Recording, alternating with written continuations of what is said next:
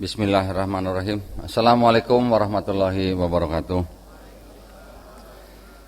Innal hamdalillah nahmaduhu wa nasta'inuhu wa nastaghfiruhu wa na'udzubillahi min syururi anfusina wa min sayyiati a'malina may yahdihillahu fala mudhillalah wa may yudlil fala hadiyalah. Asyhadu an la ilaha illallah wahdahu la syarikalah wa asyhadu anna Muhammadan abduhu wa rasuluh. Allahumma shalli wa sallim wa barik ala sayidina Muhammadin wa ala alihi wa sahbihi ajmain. Amma ba'd. Alhamdulillah, senang sekali saya bisa berada di Masjid Darul Irfan ya. SMA Negeri 8. Saya agak minder sama di sini. Waduh. Ini SMA terbaik di Indonesia ya. Masya Allah, berarti ini orang pintar-pintar semua nih berarti ini, Masya Allah. Angkatan berapa Pak? Angkatan 88. Besar, berarti sama sama saya berarti. Wah, berarti kebanyakan udah kepala 5 nih berarti ya. Masya Allah. Oh ini seluruh angkatan. Oh berarti campur. Oh, berarti ada yang lebih muda ya Pak ya. Oke. Yang lebih tua juga ada. Alhamdulillah ya. Saya juga angkatan 88. Dulu saya masih di SMA YPK Ketapang, Yayasan Pendidikan Kristen ya di Ketapang. Baik, alhamdulillah. Terima kasih banyak atas undangannya. Mudah-mudahan kita bisa saling berbagi sehingga kita bisa saling menguatkan iman dan akidah kita ya, insyaallah. Saya jangan disebut mualaf terus Pak. Kasihan dong Pak saya Pak. Mantan kafir gitu Pak, lebih bagus Pak. Ya, tapi sebetulnya setelah saya memahami Islam, saya ternyata sebenarnya bukan pindah agama. Ya, saya juga kafir dulu, dikafirkan sama orang tua saya, ya kan? Karena kita tahu hadis yang mengatakan bahwa setiap manusia yang lahir sebenarnya fitrah, ya kan? Fitrah itu artinya dalam konteks dia sebenarnya muslim. Muslim adalah orang yang tidak bisa berbuat apa-apa kecuali berserah diri kepada penciptanya. Orang itu nanti menjadi Yahudi, Nasrani atau Majusi karena orang tuanya, sama seperti saya gitu. Bapak-bapak, ibu-ibu di sini yang lahir dalam keluarga Islam, alhamdulillah, bapak ibu bisa menjaga syahadat ya, masya Allah. Saya boro-boro gitu ya, begitu lahir nggak pernah syahadat, besar sampai puluhan tahun menjadi kafir. Tapi ketika orang itu mendengar Islam, mau menerima Islam, bahkan sampai dia mau memeluk Islam, sebenarnya orang itu tidak pindah agama, tapi orang itu kembali ke fitrahnya. Di Filipina sekarang juga sedang marak ya, orang-orang masuk agama Islam. Rata-rata orang tua mereka itu kebanyakan orang tua yang dulunya muslim. Ya, leluhur mereka kebanyakan muslim, kemudian dikafirkan oleh penjajah. Sekarang keturunannya banyak yang masuk Islam. Mereka sebut orang yang masuk Islam di sana bukan dengan sebutan mu'alaf. Mereka sebut dengan apa? Balik Islam. Ya. Jadi mereka tidak sebut malam, mereka sebut balik Islam karena leluhur mereka semua udah Islam sebenarnya. Ya, alhamdulillah memang sekarang Islam menjadi agama yang pertumbuhannya paling tinggi di seluruh dunia. Ya. Yang mengatakan bukan umat Islam malah, yang mengatakan malah dari kalangan sebelah. Ada sebuah badan riset namanya pewresearch.org. Islam di seluruh dunia mempunyai tingkat pertumbuhan melebihi daripada tingkat kelahiran penduduk malah, gitu ya, di seluruh dunia. Dan satu hal yang menarik dari laporan tersebut, dikatakan bahwa Indonesia tidak akan lama lagi, waktu itu ya, laporan itu kira-kira 10-15 tahun yang lalu, dikatakan bahwa Indonesia tidak akan lagi menjadi negara yang punya penduduk Islam terbesar di dunia dalam waktu kurang lebih 10 tahun atau 20 tahun. Ternyata betul. Tahun ini kita udah disalib sama Pakistan. Ya. India sebentar lagi juga nyalip kita. Jadi mungkin nanti beberapa tahun mendatang kita hanya akan menjadi negara yang penduduk Islamnya terbesar nomor 3 di seluruh dunia. Setelah Pakistan, India, baru Indonesia. Nah, artinya Islam di seluruh dunia memang sedang berkembang. Di Eropa juga begitu. Bahkan di London sekarang ada sebutan Londonistan. Ya, Londonistan adalah sebutan untuk orang-orang Islam di London yang begitu pesat tumbuhnya di sana, sehingga menurut teman-teman saya yang ada di sana, sekarang mereka bilang mudah sekarang mencari masjid di London katanya. Ya, dibandingkan dengan 10 tahun yang lalu katanya. Ya, banyak tempat-tempat yang atau gereja-gereja yang sudah tidak ada jemaatnya lagi, kosong, dijual. Banyak yang menjadi perpustakaan, menjadi kafe, menjadi diskotik, ada juga yang menjadi masjid. Alhamdulillah. Saya dan teman-teman juga pernah membeli sebuah gereja ya di daerah Klaten, Desa Gentan, Gantiwarno namanya. Kita beli gereja itu, bentuknya masih bentuk khas gereja Jawa gitu ya. Akhirnya kita ubah menjadi Masjid Isa Al-Masih. Alhamdulillah. Kita patungan nih. Caranya waktu itu yang punya gereja itu waktu itu mau jual tapi hanya kepada orang Kristen. Mereka tidak mau jual kepada orang Islam. Kita waktu itu punya mualaf, KTP-nya masih Katolik gitu. Belum ganti KTP gitu Pak. KTP-nya masih Katolik, tapi dia sudah memelihara jenggot panjang.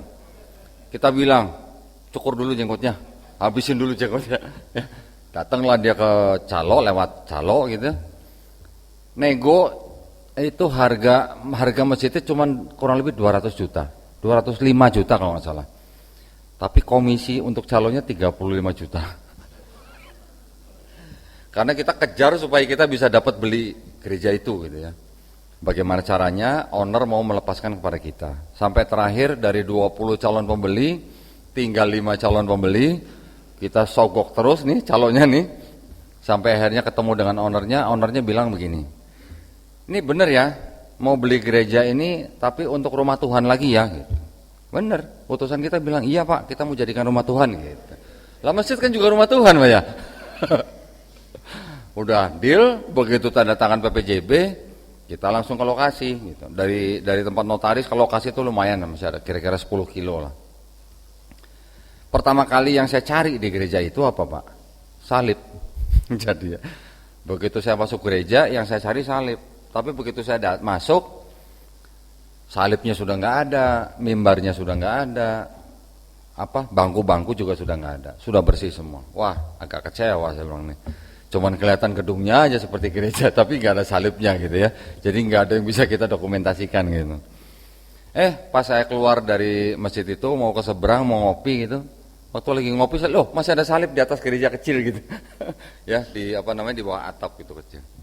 Saya suruh lah. Minta tolong ketua RW-nya untuk naik gitu, untuk copot gitu. Ya udah kita dokumentasikan. Pas dicopot dari atas itu ketua RW-nya setelah lepas dia mau buang ke bawah gitu salim. Jangan Pak, nggak boleh. Itu adalah simbol agama saudara kita juga gitu ya. Nggak boleh cara begitu. Turunkan baik-baik. Nah, cuma setelah di bawah kita nggak videoin gitu. Yang terjadi ya udah, kita nggak usah cerita di sini lah ya. Alhamdulillah setelah itu kita jadikan gereja itu menjadi masjid dan saya bilang sama Pak Lurahnya, Pak tolong bentuk bangunannya jangan dirubah Pak. Kasih aja kubah di atas kecil. Ada di dalam gereja itu ada WC, itu yang pas kiblatnya menghadap WC-nya pindahin ke belakang. Kita serahkan ke MUI Klaten, akhirnya diserahkan ke kepala desa setempat, sekarang alhamdulillah menjadi Masjid Isa Al-Masih ya, alhamdulillah. Itulah usaha kami di dalam membela kejayaan Islam. Nah, saya balik Islam tahun 2014. Setelah itu 2020 saya bergabung dengan sebuah yayasan, yaitu Yayasan Pembina Mu'alaf At-Tauhid, pusatnya di Surabaya. Kenapa saya memilih yayasan ini? Karena selain yayasan ini memang khusus untuk membina para mu'alaf, yayasan ini juga mengikuti jalur perang pemikiran gitu ya. Jadi yayasan ini memang kerjanya nyari pendeta untuk diajak debat gitu.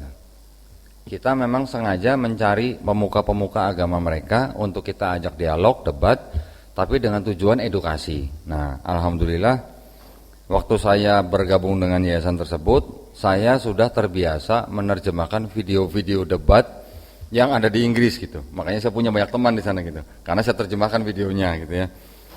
Banyak ilmu yang saya bisa dapat dari perdebatan-perdebatan mereka, yang akhirnya yayasan tersebut malah menunjuk saya menjadi ketua litbang. Akhirnya saya yang dijadikan orang yang harus berdebat dengan pendeta minimal 2 kali dalam setahun gitu. Dulu-dulu masih bisa dapat lah pendeta-pendeta walaupun agak kocak-kocak dikit gitu ya. Sekarang susah Pak nyari pendeta Pak untuk diajak debat gitu.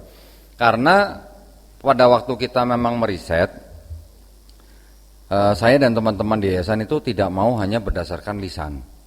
Kami mengumpulkan dokumen-dokumen mereka sebanyak mungkin ya. Bukan dokumen-dokumen yang kembar, tapi dokumen-dokumen yang benar-benar berbeda versi, berbeda tahun pembuatan, yang artinya dari sekian perbedaan itu kita bisa buktikan bahwa di dalam kitab mereka ada perubahan-perubahan. Ya, artinya kita bisa membuktikan dari kitab-kitab mereka tahun sekian dicetak apa, tahun yang ini cetak apa, tahun ini cetak apa, direvisi terus Pak. Sesuai dengan kebutuhan dan kepentingan mereka gitu ya. Jadi menyesuaikan perkembangan zaman gitu mungkin ya. Tahun 60-an di kitab mereka babi haram. Tahun 74 babi hutan yang haram. Sama nggak Pak babi hutan sama babi? Sama-sama babi sih ya. Cuman kalau babi hutan kan yang ada taringnya. Babi kalau cuman babi kan orang mikir babi ternak gitu kan. Tahun 2023 terbitkan lagi jadi babi najis. Dari haram jadi najis. Beda nggak Pak? Beda, haram najis. Nah, itu cara-cara mereka ya. Dan masih banyak yang lain. Tetapi kalau boleh dikatakan penerjemah kitab itu jujur atau tidak, ya ada jujurnya. Ada jujurnya, tapi juga ada triknya gitu. Nanti saya kasih tahu trik apa yang mereka pakai. Jujurnya, mereka juga menerbitkan kitab-kitab yang artinya terus terang gitu. Di dalam kitab ini tuh ada ayat yang tidak asli gitu. Itu mereka terus terang. Tetapi yang ada catatan begitu bukan untuk jemaat yang ke gereja, tapi untuk calon-calon pendeta atau calon pastor. Trik yang mereka pakai itu adalah seperti ini. Saya ambil contoh ya.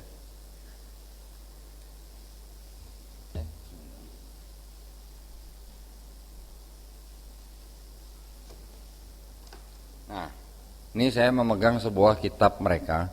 Ini sebelumnya izin dulu nih di ke DKM nih. Boleh buka-buka kitab orang di sini? Boleh ya? Izin dulu, nanti takut ada yang protes. Ini kitab yang mereka terbitkan tahun 2011.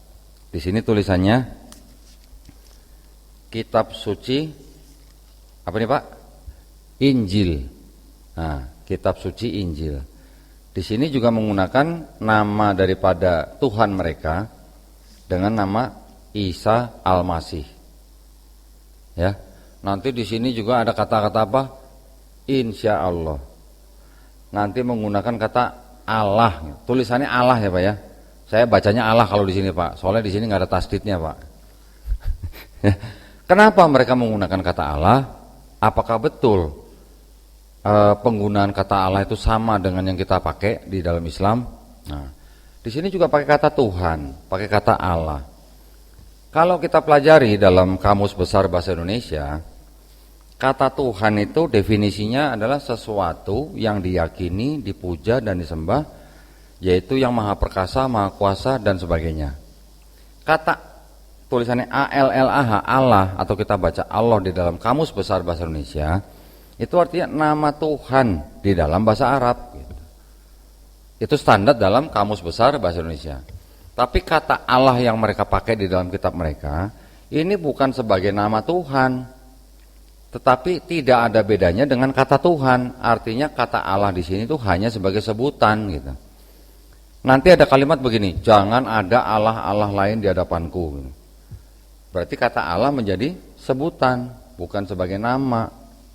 Sedangkan kata Allah adalah nama Tuhan dalam bahasa Arab terkhusus, yaitu nama Tuhan umat Islam gitu. Nama pribadi maksud saya, proper name gitu. Ya, mereka tidak menggunakan kata Allah sebagai proper name di dalam kitab mereka. Tujuannya apa? Ini kitab yang ini banyak yang dibagikan kepada umat Islam.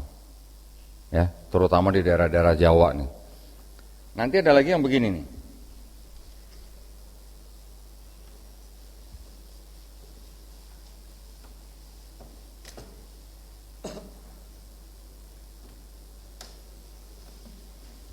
Mirip nggak Pak tampilannya dengan Quran?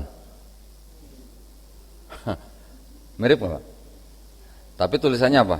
Kitab Suci Injil. Yang ini sama yang ini banyak yang dibagikan ke rumah-rumah orang Islam. istilah-istilahnya istilah-istilah Islami, ya kan? Ada Injil, nanti ada Allah, nanti ada Assalamualaikum, nanti ada Insya Allah.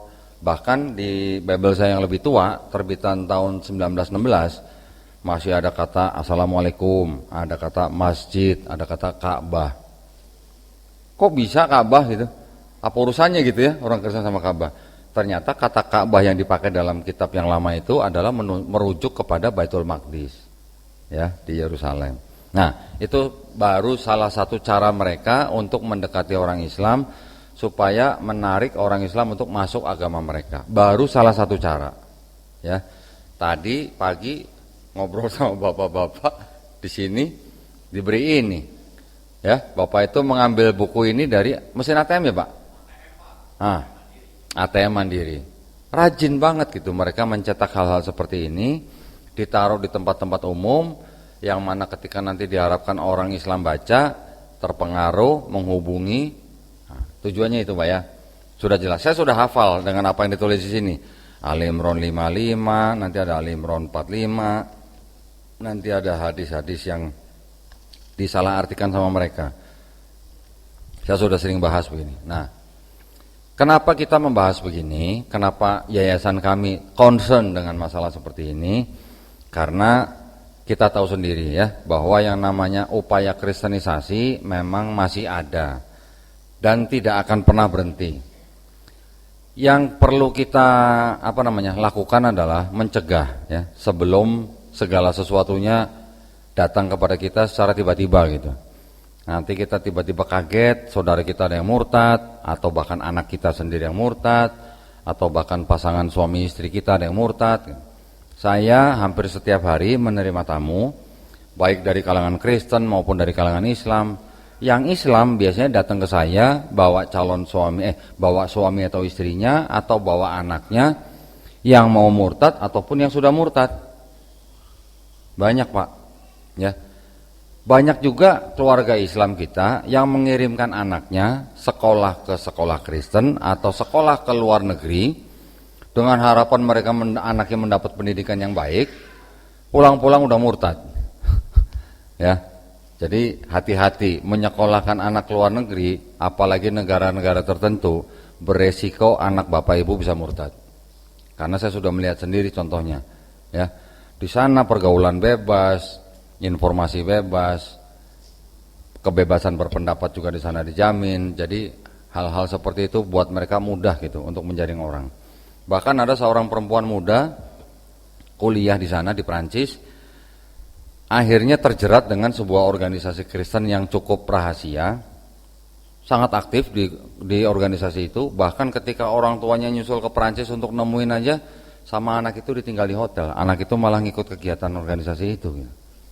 Ya. Pulang ke Indonesia, cuman berapa hari di rumah dijemput lagi sama organisasi itu di Jakarta. Berarti organisasi itu jaringannya luas gitu. Sampai begitunya. Jadi bisa gitu sampai meninggalkan keluarga hanya untuk organisasi tersebut gitu. Ketika ngobrol sama saya tahu anak ini cerdas. Tapi sudah kena doktrin. Walaupun apa yang saya bicarakan sama dia sudah tidak bisa membantah, tapi dia selalu melandaskan imannya berdasarkan pengalaman pribadi, bukan berdasarkan logika gitu. Ya. Sulit yang begitu ya. Kita tidak bisa berbuat banyak kecuali hanya berharap kepada hidayah dari Allah Subhanahu wa taala. Karena kita tahu hidayah memang bukan dari kita. Hidayah bukan dari kristologi. Hidayah hanya dari Allah Subhanahu wa taala. Teman saya sendiri ini, Erik, ibunya seorang Kristen dulu ya, kira-kira bulan Februari kalau salah. Ibunya sakit waktu itu, terus kemudian nonton video saya, beberapa video saya dia nonton, akhirnya bilang sama anaknya, karena dia tahu anaknya ikut sama saya gitu ya, satu yayasan gitu. Mama pengen ketemu Kodondi gitu. Rumahnya di Cianjur. Datanglah saya sama Erik. Saya cuma bawa ini aja. Ngobrol, hampir 1 jam ngobrol.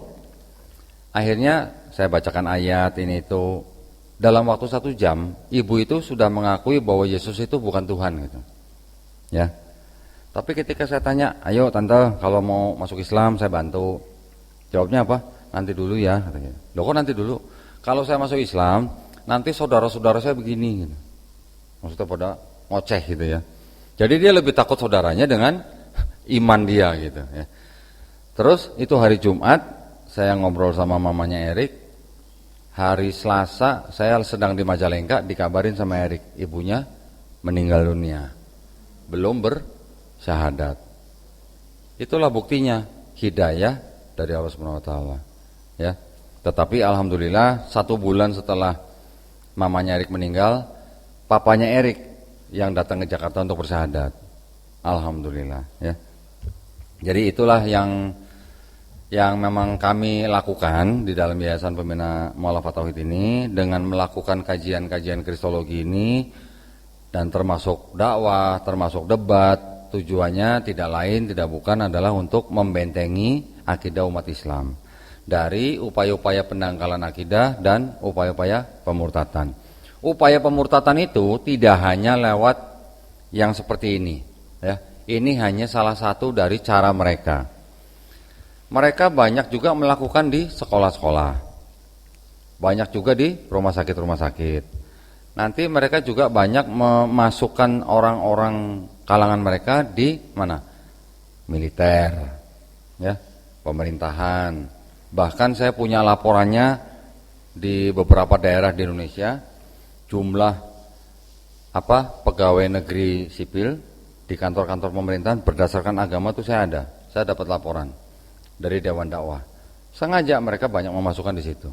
Ya, Bapak Ibu yang alumni SMA 8 nih, Masya Allah, pasti aman-aman nih ya.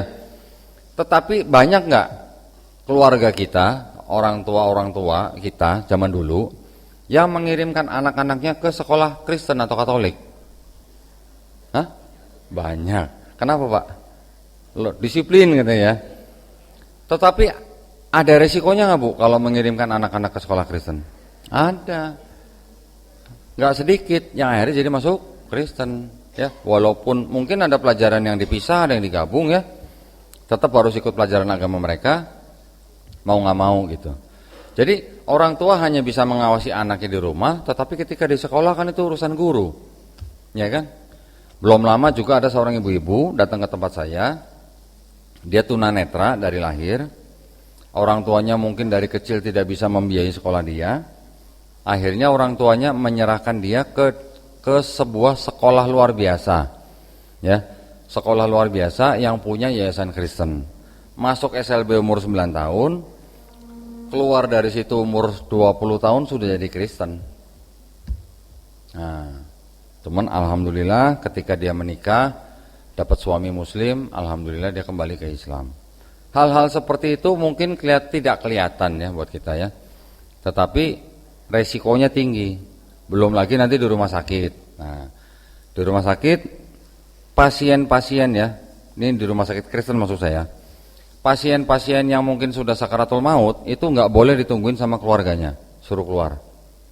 Nanti yang masuk tim dari rumah sakit.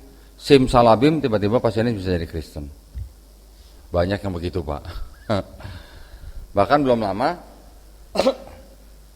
lama saya kirim utusan ke Bandung, ke sebuah rumah sakit Kristen di Bandung, yang mana kita dihubungi oleh seorang pemuda muslim yang ibunya sakit keras, dibawa masuk ke rumah sakit itu. Kemudian karena pemuda ini, ibunya itu punya tunggakan BPJS, akhirnya harus operasi. Biaya operasinya cukup tinggi buat pemuda ini, dia tidak punya cukup uang. Tetapi sama pihak rumah sakit ditawarin, kalau mau ditanggung biayanya bisa kami bantu gitu. Tapi syaratnya masuk Kristen. Akhirnya kita kirim utusan ke mereka, kita bantu tutup tunggakan BPJS-nya, kita keluarkan dari rumah sakit tersebut. Masih ada tawaran-tawaran seperti itu gitu. Nah, kenapa mereka kok kayaknya royal banget gitu ya? Mau mengeluarkan dana sekian banyak hanya untuk mengkristenkan satu orang. Kok bisa begitu? Karena memang di sini ada perintahnya gitu. Nah, perintah di sini itu apa? Saya bacakan yang terjemahan baru nih ya. Ini perintahnya mereka nih. Ada di dalam surat. Oh, saya sebutnya surat nih, jangan kitab ya. Biar bapak-bapak familiar. Ini kan dalam satu kitab ini ada 66 surat gitu. Surat Matius 28 ayat 19, perintahnya begini, karena itu pergilah, jadikanlah semua bangsa muridku, dan baptislah mereka dalam nama Bapa dan Anak dan Roh Kudus. Perintahnya begitu. Semua bangsa, berarti termasuk kita. Baptislah, berarti kalau belum dibaptis kan belum selesai urusannya. Gitu. Ini perintahnya mereka. Walaupun saya bisa membuktikan bahwa ayat ini tidak otentik atau tidak sahih gitu ya, kalau bahasanya orang yang belajar ilmu hadis gitu. Ayat ini tidak sahih, saya bisa buktikan dari kalangan mereka sendiri gitu. Tetapi ayat ini juga yang mendasari perintah dari Gereja Vatikan untuk kristenisasi ke seluruh dunia. Mereka sudah mendeklarasikan itu di tahun 1965 di dalam sebuah konsili namanya Konsili Vatikan II. Termasuk ditujukan kepada orang-orang Islam. Karena mereka merasa orang-orang Islam adalah orang-orang yang percaya tapi perlu diselamatkan gitu. Ya. Jadi kita memang menjadi target atau sasaran empuk mereka gitu. Nah, mereka di sini kan minoritas, kita mayoritas, otomatis kita menjadi sasaran yang empuk buat mereka. Nah, sebenarnya boleh nggak sih ngajak-ngajak orang masuk agama tertentu gitu? Menurut pemerintah gitu. Boleh nggak sebenarnya? Nggak boleh. Walaupun negara punya Undang-Undang Dasar 1945, Pasal 29 ayat 2, setiap warga negara mempunyai hak penuh untuk memilih dan menjalankan agama dan kepercayaan masing-masing. Tetapi pemerintah juga punya aturan namanya keputusan bersama dua menteri, Menteri Agama dan Menteri Dalam Negeri, bahwa mensiarkan agama kepada orang atau kelompok orang yang sudah beragama itu dilarang gitu. Nah, aturan pemerintah ini dulu sebelum diterbitkan tahun 1979 itu memang ditentang oleh kalangan Kristen. Dengan membawa Undang-Undang Dasar 1945 Pasal 29 ayat 2 itu, mereka nggak terima kalau nggak boleh mensiarkan agama kepada orang yang beda agama, yang sudah beragama maksudnya. Jadi pertentangan itu dulu memang tidak ditanggapi oleh pemerintah Indonesia sehingga tetap keluar keputusan bersama itu. Tapi di dalam keputusan bersama itu sanksinya nggak begitu jelas gitu. Tidak disebutkan kalau melanggar ini penjara misalnya berapa bulan gitu atau denda berapa miliar, nggak disebutin. Sanksinya hanya akan diberikan sanksi menurut ketentuan yang berlaku. Ya cuman begitu doang. Jadi masih banyak yang berani melanggar gitu aturan itu. Nah, terus kita umat Islam gimana harusnya? Bagaimana membendung upaya-upaya pemurtadan tersebut? Otomatis ya kita harus melakukan banyak pendidikan, ya kan? Pendidikan kita ya harus, artinya untuk anak-anak kita, pendidikan kita ya harus steril. Jangan terpapar oleh ajaran-ajaran dari agama lain. Mereka juga mempunyai hak dan kewajiban yang sama. Mereka mau bangun sekolah juga boleh selama perizinan diikutin prosedurnya. Bangun gereja juga boleh asal memenuhi prosedur. Kita juga begitu, bangun sekolah, bangun tempat ibadah kita juga bebas ya di Indonesia selama mengikuti prosedur. Tetapi ketika di luar itu, terus kemudian mereka lompat pagar, masuk ke area kita, ngajak-ngajak orang Islam untuk masuk agama mereka, itu yang sudah melanggar keputusan bersama tersebut. Ya. Umat Islam diperintahkan untuk mengajak orang lain masuk Islam nggak, Bu, Pak? Iya juga, kita juga diperintahkan untuk menyampaikan walaupun hanya satu ayat. Bedanya kita kan tahu yang namanya la ikraha fiddin, dan juga kita tahu yang namanya lakum dinukum waliyadin. Dan kita melakukan hal tersebut ya. Dai-dai kita dari Jakarta banyak yang dikirim ke daerah-daerah terpencil mengajak orang-orang yang belum beragama ya, bukan yang sudah beragama, untuk masuk agama Islam. Saya dan teman-teman juga ada beberapa kegiatan yang membawa anak-anak yang belum kenal peradaban dari suku-suku terpencil di Halmahera, Pak. Yang di sana mereka masih seperti Tarsan gitu. Rambut panjang, nggak pernah cukur, celana cuman dari daun, keluarganya pindah-pindah, nomaden. Kalau ada yang meninggal nggak dikubur, cuman ditaruh ditutup daun gitu. Makan masih seadanya, semuanya hasil berburu. Yang namanya incest juga masih ada gitu ya. Itu beberapa anak kita bawa ke Jakarta, ada di Bekasi ya, kita taruh. kita ajarkan peradaban. Pertama-tama kita ajarin bahasa Indonesia, baru datang itu kita pakai baju untuk tidur di tempat tidur yang biasa gitu. Nggak bisa Pak, adaptasi dulu Pak. Hari pertama suruh tidur malam pertama, kabur. Tidurnya di mana? Di kolong mobil. Atau manjat ke pohon, tidur di atas pohon gitu. Itu kita membina mereka supaya menjadi Islam yang baik gitu. Alhamdulillah sekarang sudah ada yang hafal 5 juz, sudah ada yang hafal 3 juz gitu. Nah, kita juga diperintahkan begitu. Tetapi kita tidak mengajak orang yang sudah beragama untuk masuk Islam. Beda dengan mereka. Selain mereka mencari orang yang belum beragama untuk masuk agama Kristen, mereka juga mengajak umat yang sudah beragama masuk agama mereka. Ya, perintahnya tadi sudah sebutkan. Nah, itu jadi yang makanya kita di Yayasan Pembina Mu'allafat Tauhid ini berupaya supaya kita bisa membendung upaya-upaya pemurtadan tersebut ya. Yang kita lakukan, kita mencoba selain daripada dakwah seperti ini atau kajian-kajian, kita juga mengajak mereka untuk berdialog. Nggak usah sebut dialog lah, debat gitulah ya. Kita boleh nggak Pak berdebat dengan mereka Pak? Perintahnya di dalam Quran apa? Janganlah kamu berdebat dengan ahlul kitab kecuali, nah ada kecualinya. Berarti kalau kecuali kan boleh Pak ya, kecuali dengan cara yang paling baik. Jadi kalau kita ngajak mereka debat, kita booking hotel, transportasi mereka kita bayar. Selama debat mereka kita sediain kamar, makan enak. Mereka cuma tinggal datang, tidur, enak, debat gitu ya. Pulang kita ongkosin lagi gitu ya. Supaya apa? Supaya menjadi edukasi buat kita umat Islam dan juga ya syukur-syukur yang belum Islam juga nonton gitu. Nah, langkah tersebut kami lakukan itu cukup membuahkan hasil ya. Banyak dari debat-debat kita yang ditonton oleh umat Islam, akidahnya makin kuat, imannya makin kuat. Yang nonton yang belum muslim banyak yang datang ke tempat saya gitu. Ya, nanti ada anak muda. Ya alhamdulillah ini banyak orang muda ya datang ke tempat saya. Kok boleh nggak saya datang ke studio? Boleh, mau ngapain? Saya pengen foto Bible-nya Kodondi katanya. Yang udah tua-tua gitu. Dia foto-foto, diskusi 1-2 jam, setelah itu dia pulang, dia bikin karya tulis. Si anak muda ini, perempuan ini dari Semarang. Dia bikin karya tulis 35 halaman, ternyata karya tulis dia bikin untuk berdebat dengan bapaknya. Bapaknya petinggi gereja di Semarang. Gitu. Jadi dia bikin karya tulis, nyontek Bible saya dulu untuk berdebat dengan orang tuanya. Mereka berdebat selama 2 bulan. Setelah 2 bulan anak itu datang kembali ke studio saya, bersyahadat di tempat saya. Alhamdulillah, ya kan? Pada waktu dia masih on the way ke tempat saya aja, itu masih berdebat sama bapaknya melalui WhatsApp gitu. Ya. Banyak juga anak-anak muda yang melihat dari kajian-kajian kita, melihat debat-debat kita.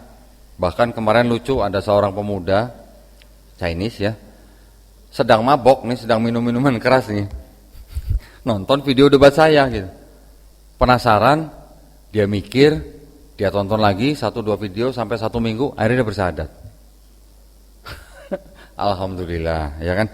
Kita tidak pernah tahu hidayah Allah SWT mencelok kepada siapa, kita nggak pernah tahu. Jadi yang kita lakukan hanya kita menyampaikan, walaupun hanya 1 ayat. Banyak anak-anak muda juga yang karena keterikatan dengan keluarga, mereka nggak berani langsung syahadat, atau kalau mereka berani syahadat sembunyi-sembunyi ya. Ada seorang perempuan dari Kudus datang ke tempat saya. Dia memang datang memang sudah yakin mau masuk Islam, mau syahadat gitu. Saya tanya, emangnya di Kudus nggak ada masjid? Kan bisa tinggal syahadat di masjid. Kok Kudus itu kota kecil katanya. Kalau saya syahadat di masjid mana aja orang tua saya pasti tahu.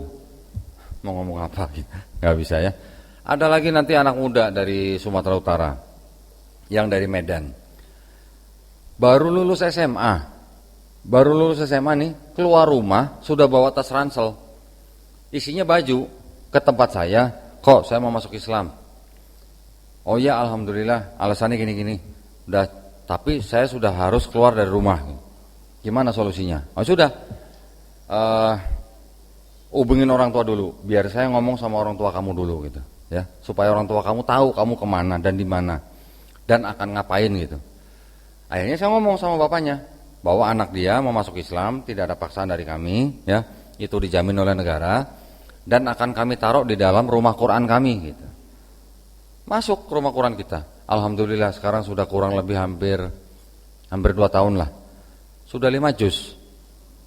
Alhamdulillah. Lulus SMA tuh. Ya. Ada lagi nanti pemuda Tionghoa dari Pematang Siantar. Terbang dari Pematang Siantar ke Jakarta, naik bus dari Bandara Soekarno-Hatta ke tempat saya 3 jam, nunggu di tempat saya 2 jam, ketemu saya diskusi setengah jam bersahadat. Setelah itu balik lagi ke bandara, langsung terbang lagi ke Pematang Siantar. Saya tanya, ngapain jauh-jauh cuma sahadat doang ke Jakarta? Sama alasannya. Pematang Siantar tuh kota kecil kok katanya. Saya mau sahadat di mana pasti ketahuan sama orang tua saya. Nah, jadi itu juga yang kami lakukan ketika ada orang-orang di luar Islam yang mau masuk Islam, kami bantu dan kami bina. Karena untuk mensyahadatkan seseorang mungkin mudah ya Pak ya, yang sudah biasa, mungkin mudah. Tetapi untuk membinanya itu yang butuh tenaga, biaya, pikiran. Jadi kalau untuk laki-laki yang datang tempat saya bersahadat, yang pertama saya tanya, udah sunat belum? Kalau yang belum, saya bilang tunggu di rumah, tentukan tanggal hari apa, jam berapa, saya kirim juru sunat ke rumah. Sunat di rumah gratis, saya bilang gitu. Sekalian dikasih obat gitu, ya. Yang laki-laki perempuan setelah bersahadat juga saya minta mereka menyediakan waktu 1 minggu 2 hari di rumah kamu atau di rumah siapa, teman atau di mana, tentukan aja hari apa, jam berapa, kita kirim guru privat ke rumah mereka masing-masing. Satu pertemuan 90 menit, dari mulai belajar sholat, belajar akidah, belajar ikro, sampai mereka bisa baca Quran. 3 bulan, setiap bulan kan kita evaluasi ya, kita selalu menerima laporan kan. Wah kalau ini bagus, malah kita tambah gencar lagi supaya dia cepat bisa baca Quran gitu ya. Nanti kalau udah 3 bulan dia sudah bisa baca Quran, kita tawarkan lanjut ya, lanjut. Udah kita terusin terus sampai dia mahir baca Quran. Itu yang bisa kita lakukan. Makanya kami, yayasan kami juga tidak terlepas dari doa dan juga dukungan, donasi, sedekah dan infak daripada umat Islam. Itu yang bisa kita lakukan supaya orang-orang yang sudah mengenal Islam menjalankan Islamnya dengan secara kafah, dan juga kita berdakwah kepada orang-orang yang dalam arti secara media sosial ya, bukan kita mendatangi door to door gitu ya. Kalau media sosial kan kita tidak bisa menyaring untuk penonton beragama apa. Media sosial sekarang kita pakai untuk berdakwah baik kepada umat Islam maupun kepada umat yang saya sebutnya belum Islam gitu lah, belum Muslim gitu. Kita doakan supaya mereka kembali ke Islam. Gitu ya Pak ya. Setengah jam cukup. Ini kita sampai 10.30. Berarti kita tanya jawab nih sampai 10.30 ya, insya Allah. Baik, saya mengucapkan banyak terima kasih sekali lagi buat bapak-bapak, ibu-ibu di Masjid Darul Irfan SMA Negeri 8. Ya, mudah-mudahan saya berdoa kita semuanya dilindungi dan dirahmati Allah Subhanahu wa taala. Ya, mudah-mudahan kita semuanya dijadikan golongan manusia yang husnul khotimah. Kita meninggal dalam keadaan Islam, dalam keadaan baik, dan kita dijadikan golongan manusia yang menyaksikan keesaan Allah Subhanahu wa taala ya. Amin ya rabbal alamin. Saya serahkan kepada Pak Mirza ya. Silakan. Terima kasih Kodondi atas kajiannya. Karena tadi banyak yang mau bertanya, udah ada yang begini-begini, satu dinding. Tadi saya ingat Pak ini 2, 3. Aduh banyak banget memang benar. Jadi setengah jam tanya jawab. Paling enggak dalam tanya jawab ini bebas saja, tujuannya untuk membentengi akidah dari saudara kita, orang tua kita, anak kita gitu, dari kemurtatan. Silakan aja bebas, nggak usah malu-malu gitu ya. Oke, mungkin yang pertama saya tunjuk Dining, kemudian yang kedua Andika, Fajar, waduh banyak banget nih. Novi tadi saya lihat kakaknya Inang, terus sebelahnya aduh. Terus Pak Prop enggak? Oke, udah ada 5 Pak, langsung. Oh, Masya Allah. Nah, itu. Silakan. Langsung. Jarang-jarang mungkin ya, biasanya malu-malu gitu langsung. Ayo Diding.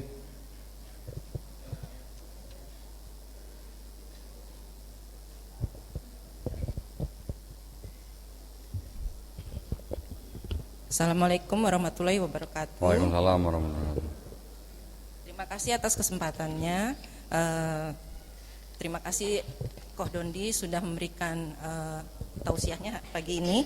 Yang ingin saya tanyakan langsung saja, selama ini saya bertanya-tanya Koh, mengapa orang Nasrani itu begitu teguh memegang ajaran mereka, padahal bila dirunut dan bila mereka membaca asal muasal ajaran mereka itu, sepengetahuan saya yang pendek ini, itu berawal dari surat-surat Paulus, di mana yang saya ketahui, apabila saya salah mohon dikoreksi ya Koh Dondi, bahwa Paulus itu tidak pernah bertemu dengan Yesus, dan dia itu dulunya adalah seorang Yahudi yang sebelum dia menurut dia itu bertobat dan mengikuti ajaran Yesus, dia itu adalah penganiaya murid-murid Yesus.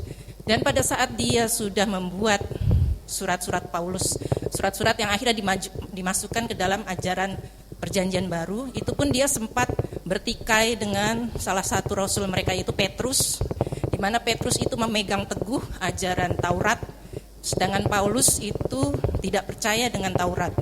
Yang saya heran, afala tafakarun,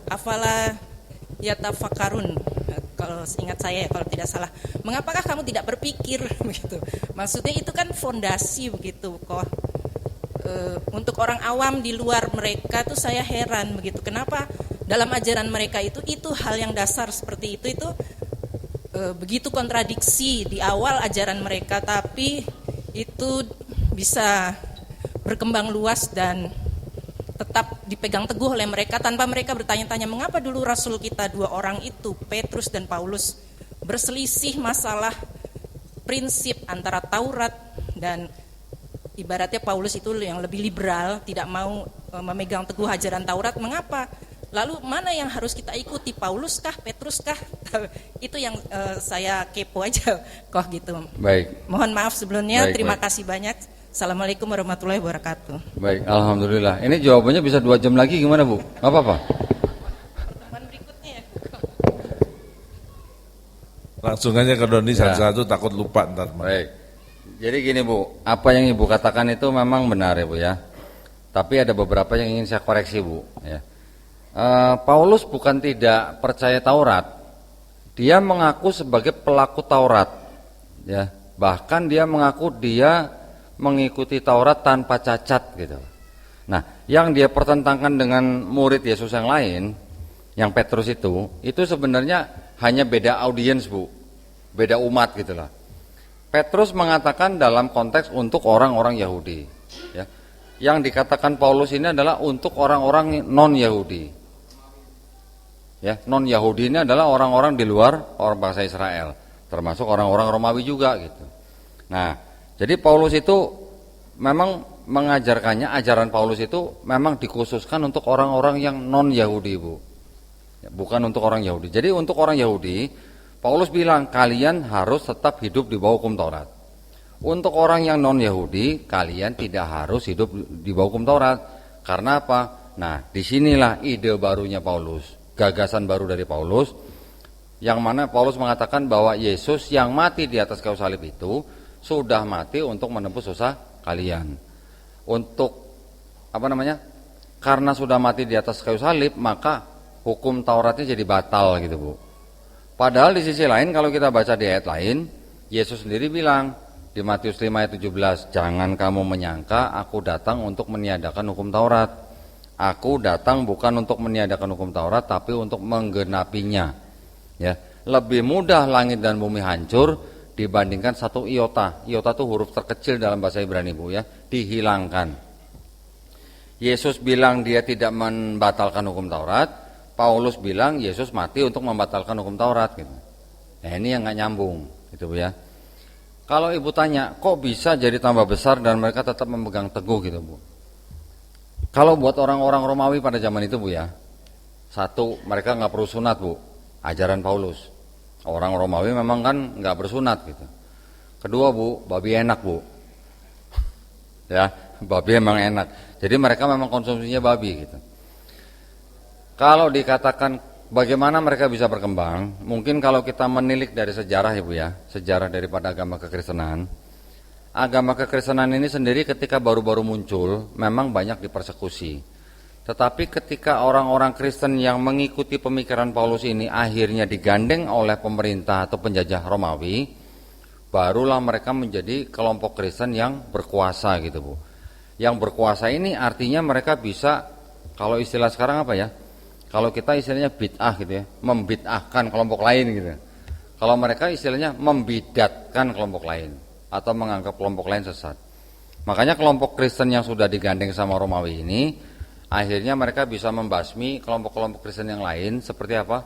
Kelompok Gnostik, kelompok Arianisme, kelompok Nazarin, kelompok Ebionites. Nah, ini adalah kelompok-kelompok Kristen juga yang lain, tapi yang tidak menyembah Yesus sebagai Tuhan, Bu. Nah, terus kemudian sejarah berkembang sampai akhirnya mereka menjadi negara agama yang menyebar di Eropa. Sampai akhirnya kita tahu kalau sejarah perang salib Ibu ya, dari mulai abad 11, ke-12, 13, mereka kalah di perang salib. Setelah itu di akhir abad ke-15, kita pernah membaca Ratu Isabel ya, Ratu Isabel sama Raja Ferdinand dari Spanyol dan Prancis. Mereka membelah bumi menjadi dua, barat untuk Spanyol, timur untuk Portugis. Ini dalam rangka apa? 3G. 3G apa? Gold, Glory, Gospel. Jadi agama mereka disebarkan melalui apa Bu? Melalui kolonialisme. Ya, kolonialisme itu berarti kan kita tahu sendirilah. Sebuah bangsa yang belum merdeka, bahan bumi hasil buminya diambil, kemudian mereka diberikan kitab, disuruh apa? Kasihilah musuhmu gitu. Bangsa yang belum merdeka itu musuhnya siapa Bu ketika penjajah datang? Ya penjajahnya gitu. Tapi di kitabnya kasihilah musuhmu gitu. Nah, jadi bahkan Bu mereka ya, para penjajah ini itu mereka bisa memodifikasi kitab mereka sendiri untuk tempat dan bangsa tertentu.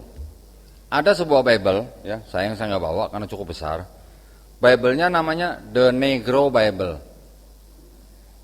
Diterbitkan di Amerika Latin tahun 1836 khusus untuk budak-budak kulit hitam ya, di daerah itu.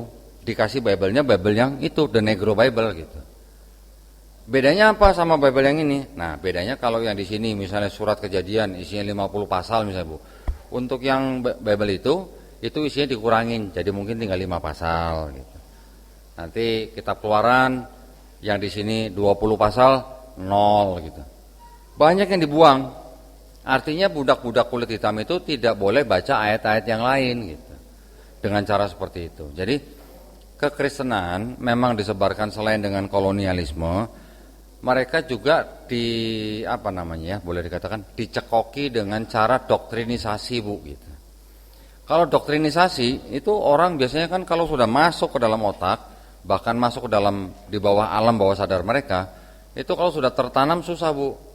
Ya, contoh dulu ketika perang dunia pertama kedua, Hitler kita tahu sendiri bagaimana dia mendoktrin warganya untuk cinta Jerman, untuk merasa menjadi bangsa yang unggul. Mereka adalah bangsa Arya yang unggul, lebih unggul dari bangsa lain. Setiap hari di pojokan jalan kan ada speaker-speaker yang selalu mencekoki warganya dengan doktrin tersebut gitu. Makanya orang Jerman kan jadi sangat-sangat fanatik dengan ras mereka gitu Bu. Demikian juga dengan Kristen. Nah, kalau Ibu tadi bilang kok bisa mereka teguh gitu ya. Ya, satu memang cara beribadah mereka juga ringan. Kalau boleh dikatakan ringan gitu Bu ya. Ringan dan menyenangkan gitu. Dan membawa perasaan orang. Saya boleh katakan karena saya dulu dari Kristen Protestan aliran Pantekosta. Kalau di Pantekosta itu kita kalau ibadah Bu, ada live musicnya di depan. Ya, ada band, ada organ, ada yang main gitar, basis dan sebagainya. Kita happy Bu, puji-pujian gitu. Ya, setelah itu nanti baru setengah kebaktian, baru khotbah. Khotbah juga kita cuma dengerin, habis itu selesai. Jadi kebaktiannya, ibadahnya memang ibadah yang menyenangkan dan selalu membawa perasaan emosi kita. Emosi kita dibawa tinggi Nanti kadang-kadang dipermainkan, naik turun, sedih, nangis karena kita tidak bisa apa-apa, kita sudah berbuat dosa, dosa kita sudah ditebus dengan matinya Yesus. Siapa yang tidak suka gitu Bu dengan cara seperti itu, ya? Apalagi kalau mereka melihat, Islam, sholatnya 5 waktu, apalagi subuh, waduh, apalagi enak-enak keselimutan itu ya, gitu. Belum lagi nanti yang lain-lainnya. Jadi gitu Bu ya. Mudah-mudahan menjawab pertanyaan Ibu nih. Ya, silakan yang lain. Berikut Prof. Terima kasih. Assalamualaikum warahmatullahi wabarakatuh. Saya ingin tanya aja gitu ya, kristologi itu apa gitu ya, agar kami yang Islam tapi awam ya terhadap kristologi itu tidak salah berpikir ya tentang bahwa itu karena ada kata kristologinya gitu ya. Yang kedua, ini sangat sebenarnya simpel aja, cuma ini ada di pikiran saya dari dulu gitu ya, karena dari dulu memang Islam gitu ya, terkait yang orang tua yang menyekolahkan anaknya yang ingin saya tanya itu sebenarnya simpel gitu, dari kacamata Koh Dondi yang pernah non muslim gitu ya. Itu oke, yang katanya tadi disiplin gitu ya, walau sekarang sebenarnya juga banyak ya sekolahnya.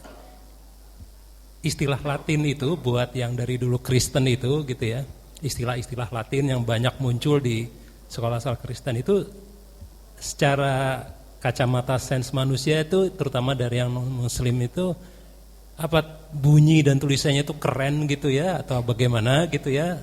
Karena saya ngerasa kadang ada aja orang yang tertarik hanya karena itunya gitu, sehingga menyekolahkan anak-anaknya ke situ gitu ya. Kalau soal disiplin sih sebenarnya banyak juga yang disiplinnya gitu. Nah itu aja sih, terima kasih. Baik, ya sebelumnya saya mohon maaf Pak, tadi saya belum menjelaskan tentang kristologi. Biasanya kalau saya memberikan kajian, saya jelaskan dulu kristologi itu apa. Kristologi itu adalah salah satu cabang ilmu Pak, yang mempelajari tentang posisi Yesus Kristus di dalam agama Kristen. Nah itu definisinya. Tetapi tujuan kita belajar kristologi dan caranya kita belajar kristologi itu berbeda dengan orang Kristen belajar kristologi juga gitu ya.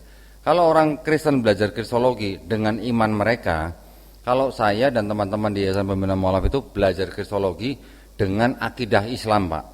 Nah jadi kita belajar kristologi bukan berarti kita mau jadi orang Kristen, bukan. Tetapi yang kita pelajari dari mereka adalah satu, tentang sejarah terbentuknya agama mereka. Kedua, sejarah terbentuknya kitab mereka, ya. Dan kita juga mempelajari bagaimana akidah mereka, perbedaan-perbedaan dalam kelompok mereka. Itu yang kita pelajari Pak. Kita juga mempelajari ini selalu kita bandingkan dengan Islam. Selalu kita bandingkan dengan Islam Pak. Kalau kita sedang pelajari kitab mereka, kita bandingkan dengan Quran. Membandingkan dengan Quran bukan berarti membandingkan menyamakan, bukan. Tetapi artinya memang kita cari ada nggak yang pesan yang sama gitu, atau benang merah gitu Pak, ya. Karena ini kalau saya jelasin lagi bisa lama lagi nih sebenarnya. Saya kemana-mana selalu bawa kitab ini Pak. Ini kitab yang disebut dengan kitab Tanakh. Tanakh ini adalah kitabnya orang Yahudi Pak, ya. Kitabnya orang Kristen yang ini, ya, yang disebut Alkitab. Kita umat Islam jangan sebutin Alkitab Pak ya. Kita sebut aja Bible Pak, pakai bahasa Inggris lah, biar keren dikit gitu Pak ya.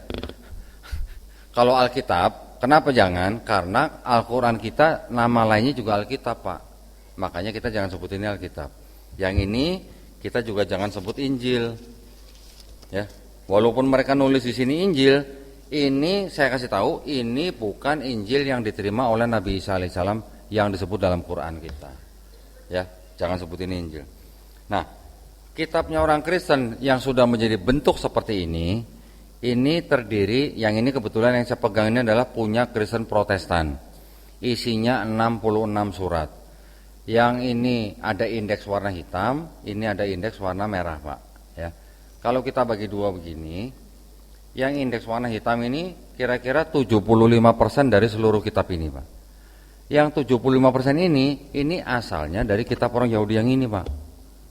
Nah, ini kitabnya orang Yahudi, namanya Tanakh, singkatan dari Torah, Nevi'im, Ketuvim, disusun kira-kira tahun 450 sebelum Masehi.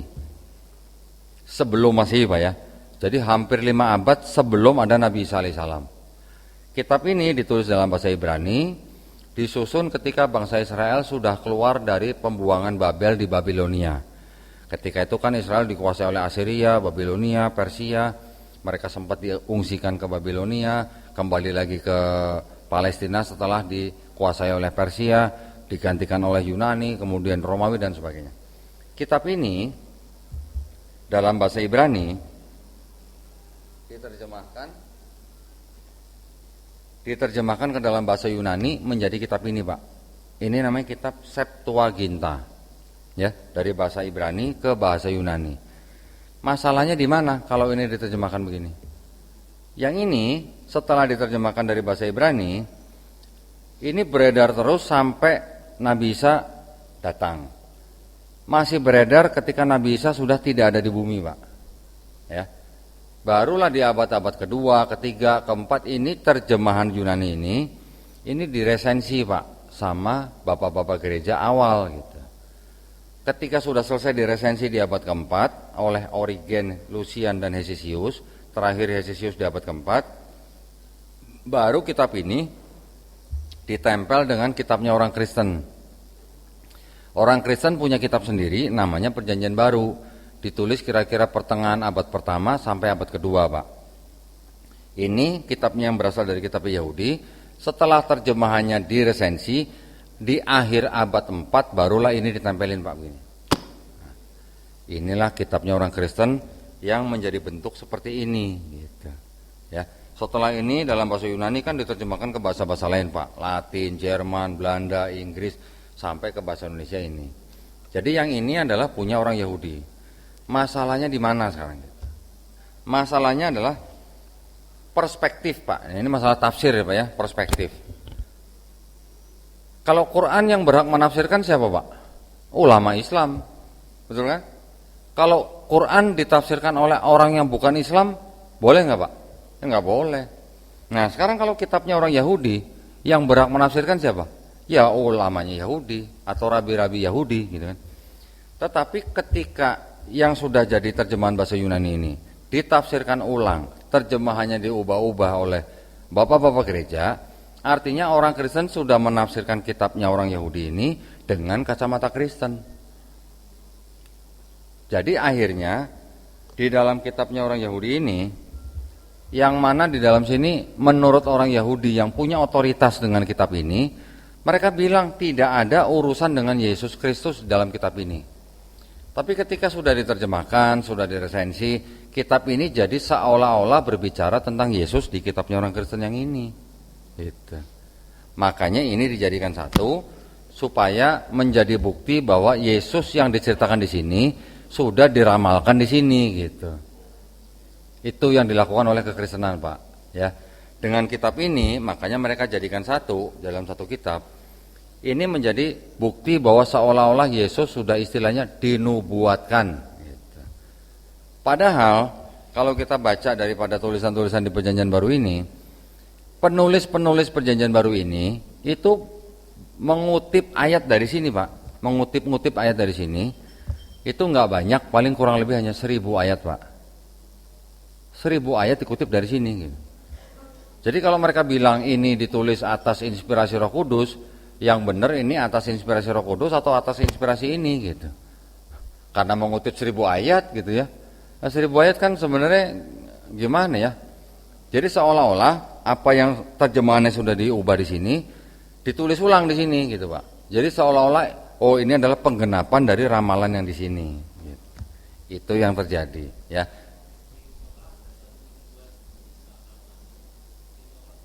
Torah ini menurut orang Yahudi, Pak, yang punya kitab ini nol, nihil, Pak, gitu. Nah, ya, menurut orang Yahudi, menurut orang Kristen jadi banyak gitu. Mereka bahkan ada yang bilang sampai 300 gitu. Nah, saya dan teman-teman sudah mempelajari apa saja yang diklaim oleh mereka bahwa itu adalah nubuat untuk Yesus di dalam kitab mereka yang ini. Dengan pegang ini saja, Pak, saya bisa membantah semuanya gitu. Karena di sini selain ada ayatnya, ada ayat dalam bahasa Ibrani, ada terjemahan dalam bahasa Inggris, di bawahnya juga ada tafsirnya, Pak. Nah, jadi ketika ada ayat menceritakan ini ditujukan untuk siapa, udah jelas di sini. Jadi ketika saya ngomong sama pendeta, loh, kalau Bapak bilang ayat ini buat Yesus, Pak, ini yang punya kitab ini kok bilangnya bukan buat Yesus ya gitu. Saya cuma tunjukin ini aja. Ini bilangnya kok buat Raja Hezekia gitu misalnya. Gimana menurut Bapak? Oh, nanti kan dia bilang, oh itu orang Yahudi kan nggak percaya Yesus. Memang nggak percaya, karena ini bukan bicara tentang Yesus. Bapak yang mengambil kitab mereka dijadikan kitab separuh kitab Bapak gitu. Ya, gitu. Itu yang kristologi yang kami lakukan, Pak, ya, untuk membantah. Kemudian kalau Bapak tadi bertanya, apa tadi yang kedua, saya lupa. Oh, istilah Latinnya. Ya, mungkin gini, Pak. Mungkin karena kita terlalu lama dijajah orang gitu kali ya. Jadi kalau ada sesuatu yang berbau-bau asing tuh rasanya keren gitu kali ya. Mungkin. Tapi juga bisa jadi pemikiran orang tua kita dulu tuh begini, Pak. Mungkin mereka juga berpikir bahwa sekolah yang ada bahasa Latin atau bahasa asing tuh mungkin memang tingkat pendidikannya tinggi gitu, Pak. Lebih tinggi daripada sekolah biasa. Mungkin ya, Pak ya. Ini hanya pendapat saya saja. Itu sih, Pak, kalau menurut saya, Pak. Ya, sekarang kita sudah tahu akibatnya. Makanya kita yang sudah jadi orang tua, bahkan mungkin yang kita sudah jadi kakek nenek gitu ya, sudah punya cucu, ya kita harus mewanti-wanti anak-anak kita, jangan sampai kita malah yang berperan menjadikan mereka murtad. Karena kita yang memasukkan mereka kepada sekolah Kristen. Gitu ya, Pak ya? Mudah-mudahan menjawab ya, Pak. Silakan, Pak.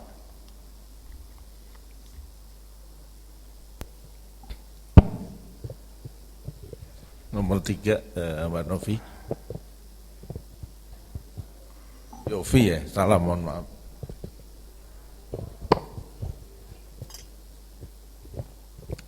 Assalamualaikum Ustadz. Waalaikumsalam. Bukan Ustadz, Bu. Kodondi aja. Kodondi.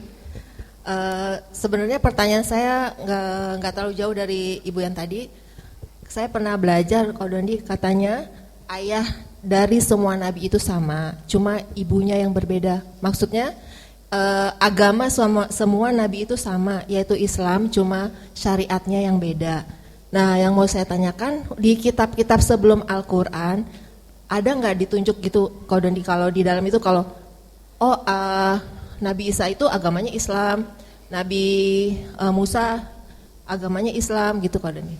Baik. Karena kan saya pernah lihat di YouTube-nya Kodondi kan ada perdebatan gitu ya. Siapa maksud saya Nabi Isa dikafanin nggak waktu meninggal? Iya. Berarti yang dikafanin agamanya apa? Islam gitu. Contohnya gitu. Ya, baik. Makasih kok. Gini, Bu.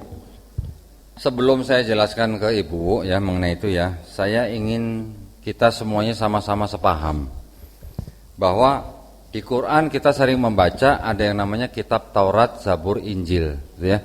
Dan kebetulan kalau nggak salah kan saya terima flyer untuk hari ini kan apa judulnya memahami agama samawi ya.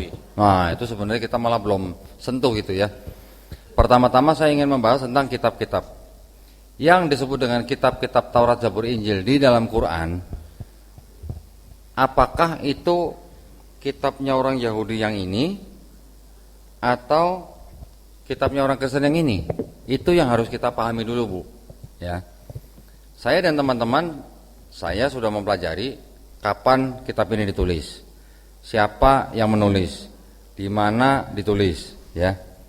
Ternyata ini sudah bisa dipastikan, bahkan kalangan Kristen sendiri juga sudah mengakui, kalangan Yahudi juga mungkin masih ada separuh-separuh, bahwa ini bukan tulisan Nabi Musa alaihissalam langsung, Bu. Ya. Ini juga bukan ditulis oleh pengikut-pengikut yang pernah kenal dengan Nabi Musa alaihissalam. Begitu juga yang ini, yang kitabnya orang Kristen. Di dalam kitab orang Kristen ini ada 4 surat yang disebut dengan Matius, Markus, Lukas, Yohanes, yang memang 4 kitab ini yang menceritakan kehidupan Yesus. Ya.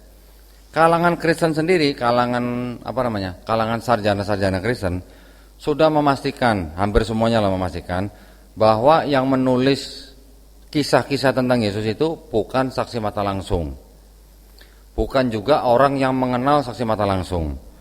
Artinya orang-orang yang menulis itu orang-orang yang ibaratnya nggak pernah ngopi bareng Yesus gitu lah, Bu. Ya. Nah, sekarang pertanyaannya, apakah kitab Taurat, Zabur, Injil yang disebut di dalam Quran, apakah ini dan ini? Bukan, Bu. Saya bisa buktikan begini. Di dalam Quran surat Al-A'raf dituliskan mereka beriman kepada nabi yang ummi, ya, Nabi Muhammad SAW maksudnya, yang namanya tertulis di dalam Taurat dan Injil. Ya, kalau kita anggap ini Taurat, kita anggap ini Injil, ada nggak Bu nama Nabi Muhammad di sini? Nabi Muhammad SAW? Tidak ada. Saya berani mengatakan tidak ada. Ya, berarti kalau tidak ada, entah itu sudah dihapuskan, entah itu sudah disamarkan, atau entah itu sudah dihilangkan, berarti ini bukan Taurat dan Injil yang dimaksud oleh Quran surat Al-A'raf 157, begitu kan Bu? Ya, karena tidak ada namanya Nabi Muhammad SAW di sini, gitu. Lagi pula, yang namanya kata kitab ya Bu ya, yang sering disebut di dalam Quran, itu artinya tidak harus berbentuk buku seperti ini Bu, yang namanya kitab. Kata kitab di dalam Quran itu selain daripada artinya wahyu yang dituliskan, bisa juga artinya hukum, ketetapan, perintah, aturan dari Allah Subhanahu wa taala kepada suatu kaum. Ya. Pada zaman Nabi Musa alaihissalam kan belum ada buku begini. Pada zaman Nabi Isa alaihissalam juga belum ada model buku begini gitu. Ya. Apalagi ketika kalau kita baca Quran surat Maryam ayat ke-30, ketika Nabi Isa alaihissalam masih bayi di ayunan ibunya, sedang membela ibunya, Nabi Isa alaihissalam bisa berbicara. Beliau mengatakan, aku ini adalah hamba Allah dan aku diberikan kitab Injil. Apakah artinya itu kitab Injil buku yang jatuh dari langit Bu, untuk seorang Nabi Isa alaihissalam yang masih bayi? Kan bukan begitu. Itu artinya adalah, saya bisa membuat pernyataan begini, yang disebut dengan kitab Taurat, Zabur, Injil itu adalah wahyu-wahyu yang diturunkan Allah SWT kepada Nabi dan Rasulnya untuk Bani Israel pada zaman itu. Setuju nggak Pak? Ada yang mau dikoreksi Pak? Enggak ya? Setuju Pak ya? Jadi kalau wahyu bentuknya seperti apa Bu? Kalau wahyu, nah, kalau wahyu bentuknya seperti apa Bu? Kan nggak kelihatan. Wahyu itu adalah konotasinya memang khusus untuk Nabi ya Bu ya. Wahyu adalah pesan atau pengetahuan yang diterima langsung atau diturunkan Allah Subhanahu wa taala kepada seorang nabi dan langsung masuk ke dalam kolbu nabi itu Bu. Kalau dalam kasus Quran bisa diturunkan melalui malaikat Jibril alaihissalam, melalui mimpi dan sebagainya. Tapi kalau untuk nabi-nabi misalnya Nabi Musa alaihissalam, Nabi Daud alaihissalam, Nabi Isa alaihissalam, belum tentu yang dimaksud wahyu itu langsung jadi bentuk buku begini Bu, gitu. Ya. Jadi yang dimaksud dengan kitab Taurat, Zabur, Injil itu bukan kitabnya orang Yahudi, juga bukan kitabnya orang Kristen. Gitu ya Bu ya. Tadi pertanyaan inti Ibu kan sebenarnya apa tadi? Apa? Yang sekarang berarti Ibu sedang mau bicara tentang agama samawi ini ya. Saya langsung bahas saja ini agama samawi ini. Dari kalangan akademisi nih, bukan ulama nih Bu ya. Mereka mengatakan bahwa yang disebut dengan agama samawi itu adalah Yahudi, Kristen, Islam. Ya. Kita nih semua nih sebagai umat Islam setuju atau enggak Bu? Sebagai umat Islam yang berakidah Islam, setuju enggak Bu kalau agama samawi itu ada Yahudi, Kristen dan Islam? Hah? Tidak setuju. Alhamdulillah. Makanya saya enggak salah ngomong, anak SMA 8 pinter-pinter berarti kan. Artinya begini Bu, kalau yang dikatakan agama samawi itu kan berarti kan akidahnya harus sama Bu ya. Akidahnya harus sama, ajarannya juga harus sama. Tetapi bagaimana ceritanya kalau disebut agama samawi ada 3 agama, tapi yang satu agama bisa berbeda. Yang satu agama tidak menerima nabi yang lain gitu. Jadi artinya kita sebagai umat Islam punya hak untuk mengatakan bahwa agama samawi di mata Islam itu cuma Islam. Kita tidak bisa mengatakan agama samawi juga Yahudi dan Kristen. Kenapa Bu? Kalau kita mengatakan begitu berarti salah dong inna dina indallahil Islamnya. Nah, itu maksud saya. Sama seperti ketika saya tanya sama Ibu, agama Islam itu agama yang paling benar atau yang benar Bu? Hah? Oh, paling benar. Bapak? Agama yang benar. Yang benar. Sekarang dirubah Bu ya. Alhamdulillah. Kita sebagai umat Islam Bu, boleh dan punya hak untuk mengatakan bahwa agama Islam adalah yang agama yang benar, yang lain salah. Boleh nggak Pak ngomong begitu? Boleh. Agama yang lain juga boleh ngomong begitu, Bu. Agama yang lain juga bisa bilang agama mereka yang benar, agama Islam salah. Nggak apa-apa, masing-masing punya hak yang sama, tetapi bukan berarti kalau kita bilang agama lain salah terus kita harus bermusuhan dengan mereka, bukan. Ya. Dalam rangka bermasyarakat, bernegara, kita tetap harus menjaga persatuan dan kesatuan negara Republik Indonesia. Tetapi dalam hal akidah, kita tidak boleh dan jangan mau disama-samakan dengan akidah yang lain. Kalau kita mengaku sebagai orang Islam, ya kita harus berani mengatakan Islam adalah agama yang benar. Kalau kita nggak berani ngomong begitu, berarti kita menolak inna dina indallahil Islam, Bu. Gitu. Ya, jadi sebagai umat Islam, agama samawi cuma satu. Nah, saya pernah bahas secara detail, karena yang namanya disebut sebagai agama, itu kan pasti kita harus melihat apanya, Bu? Konsep ketuhanannya, okay? Konsep keselamatannya, konsep peribadatannya, nanti ada lagi konsep kitabnya, kan begitu. Sekarang apakah ya ini walaupun ya saya sebagai kristolog saya juga maunya jujur ya Bu ya. Di dalam kitabnya orang Yahudi ini masih banyak boleh dikatakan sisa-sisa firman Tuhan. Walaupun ini ditulis atau dikarang oleh manusia, tetapi masih ada pesan-pesan atau firman Tuhan di dalam kitab yang ini, ya Bu ya. Yang di dalam ini masih ada nggak? Masih ada Bu, tapi lebih sedikit dibandingkan yang ini. Karena yang di sini pesan-pesan yang dianggap sebagai firman Tuhan itu hanya dibawakan oleh Yesus Kristus. Kalau yang di sini banyak, ada Nabi Musa alaihissalam, Nabi Ibrahim alaihissalam, Nabi Nuh, Nabi Daud alaihissalam, Nabi Sulaiman alaihissalam ya, masih banyak. Dan hampir semuanya pesannya sama Bu ya, jadi ada benang merahnya. Kita sebagai umat Islam, kita sudah akrab dengan Quran, kita sudah membaca di dalam Quran ada 24 nabi sebelum Nabi Muhammad SAW. Semua pesannya sama apa beda-beda Bu?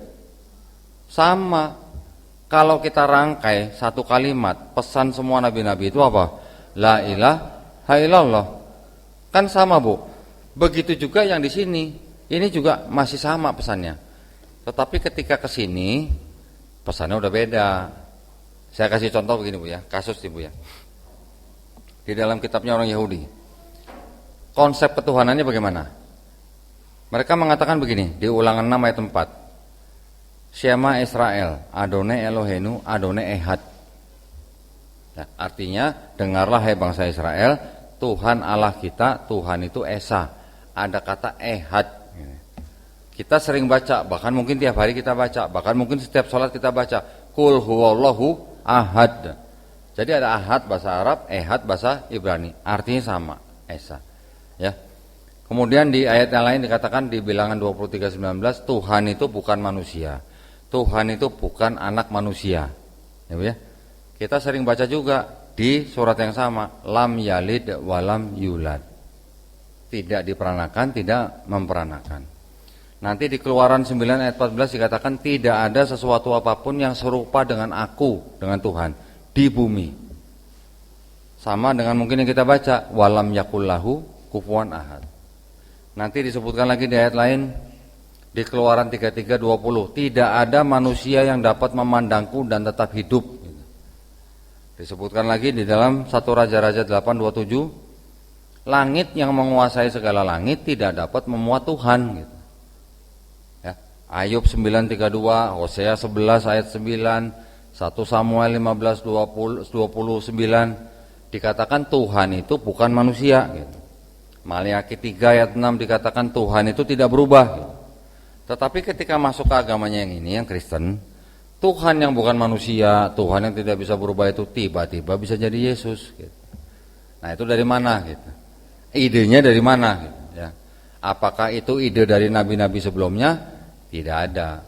Jadi kalau kita katakan agama samawi, berarti konsep ketuhanannya kan harus sama Bu. Konsep keselamatannya bagaimana? Dari mulai kitab ini, memang konsep keselamatannya kalau dibaca Bu, itu banyak yang sama dengan Islam. Tidak ada manusia yang harus menebus dosa orang lain melalui kematian di atas kayu salib gitu. Ya. Seorang ayah tidak menanggung kesalahan anaknya, seorang anak tidak menanggung kesalahan ayahnya, yang berdosa itu yang mati. Tulisannya begini. Bertobatlah, basuhlah, jauhkanlah perbuatan jahatmu dari depan mataku. Berhentilah berbuat jahat, kendalikan orang kejam, belajarlah berbuat baik. Belalah hak anak-anak yatim, perjuangkanlah perkara janda-janda. Baiklah, mari kita berperkara. Tulisannya firman Tuhan gitu ya. Jikalau dosamu merah seperti kirmisi, akan menjadi putih seperti salju. Jikalau dosamu merah seperti kain kesumba, akan menjadi putih seperti bulu domba. Artinya tidak ada konsep orang harus mati untuk menebus dosa orang lain. Di sini, di Islam juga sama. Ya. Tetapi ketika di sini konsep keselamatannya berubah. Idenya Paulus gitu. Paulus bilang, kalau kamu tidak mengaku Yesus sebagai Tuhan dan Juru Selamat, yang sudah mati di atas kayu salib, untuk menebus dosa kamu tidak akan selamat. Beda. Bagaimana mau disebut agama samawi kalau konsep keselamatannya beda gitu, Bu? Konsep ketuhanannya beda gitu. Ya kan?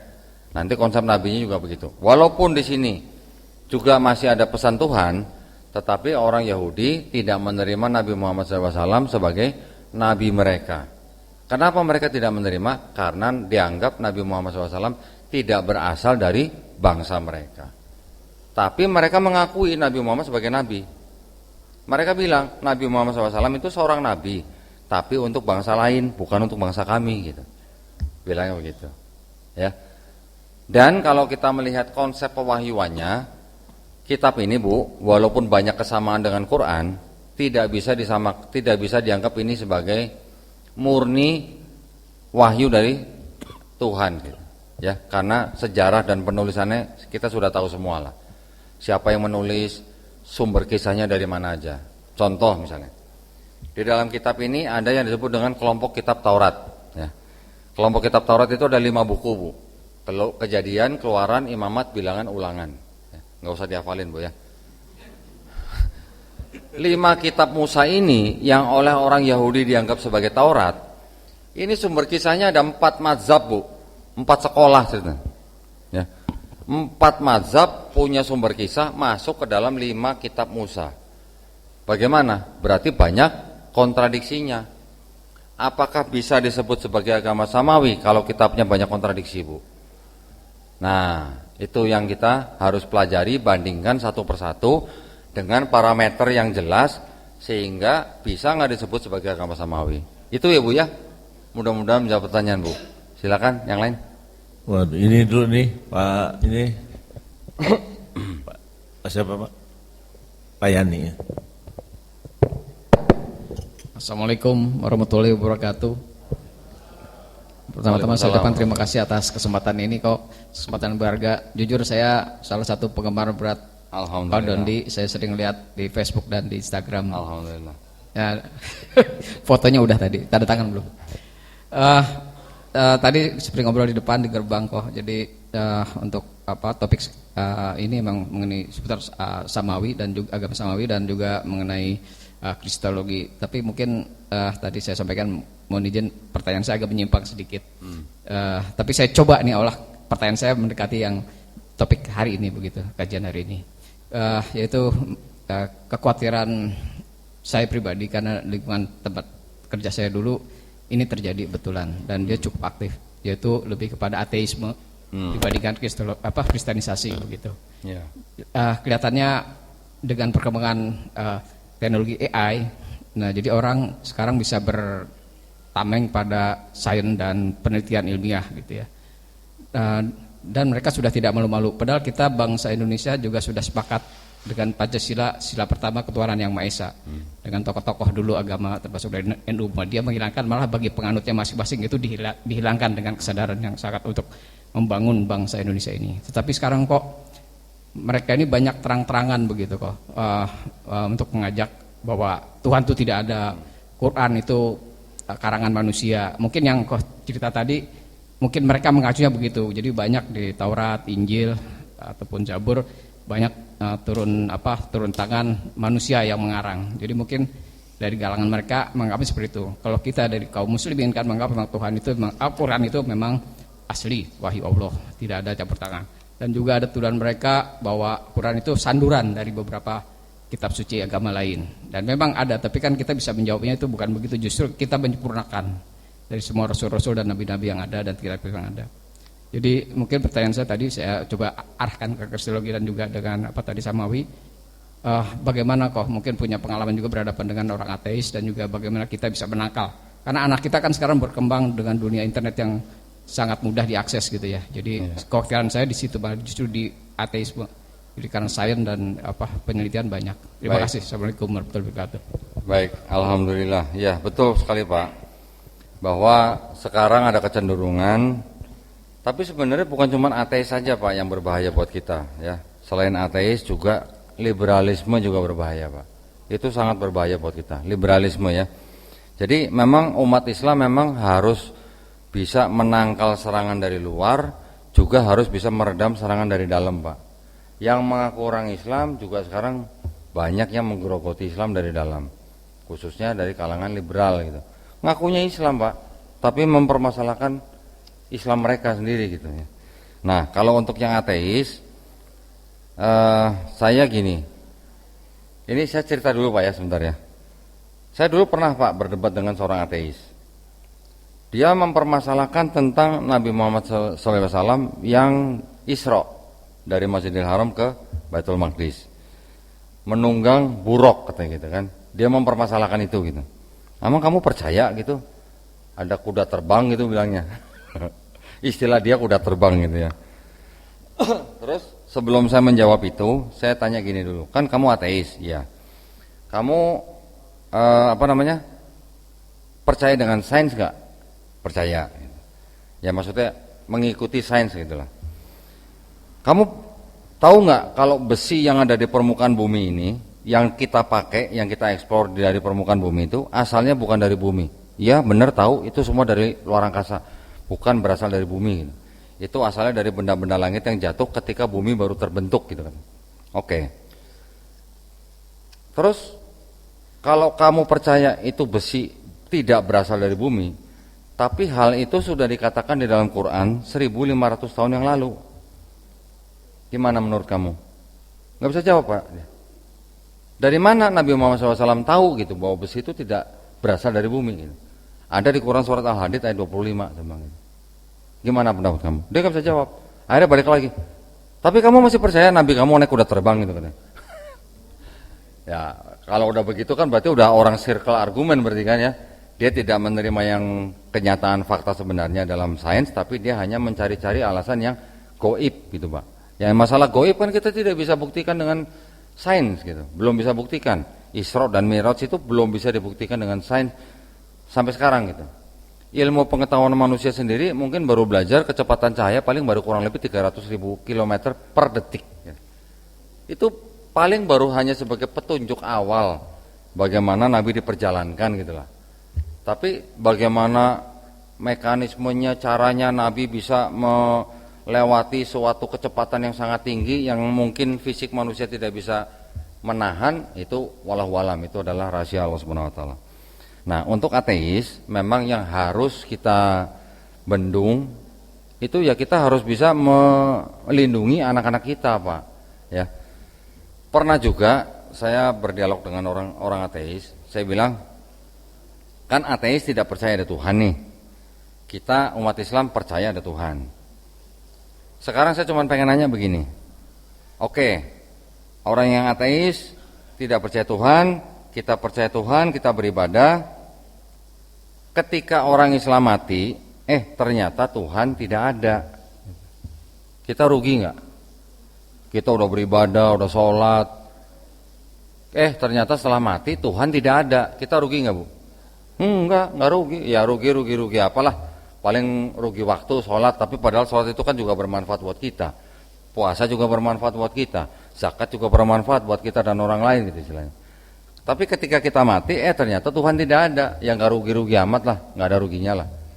Tapi ketika orang ateis yang selama hidupnya tidak percaya ada Tuhan, tidak pernah beribadah, ketika mati, ternyata Tuhan ada. Rugi nggak, Pak? Nangis Bombay kalau begitu, Pak ya. Kalau bisa dia minta didoakan, minta pulang lagi, dijabalikan lagi jadi manusia gitu. Jadi kalau begitu resiko kamu dengan resiko saya tinggian mana? Tinggian dia. Kita resikonya kan lebih kecil, Bu. Gitu Pak, saya cara mendidik atau sharing dengan teman-teman untuk melawan orang ateis. Kita nggak usah ributin lah, kamu mau percaya Tuhan atau enggak lah. Nggak percaya Tuhan pun silakan, kamu mau jatuh bangun apa gimana, itu hak mereka.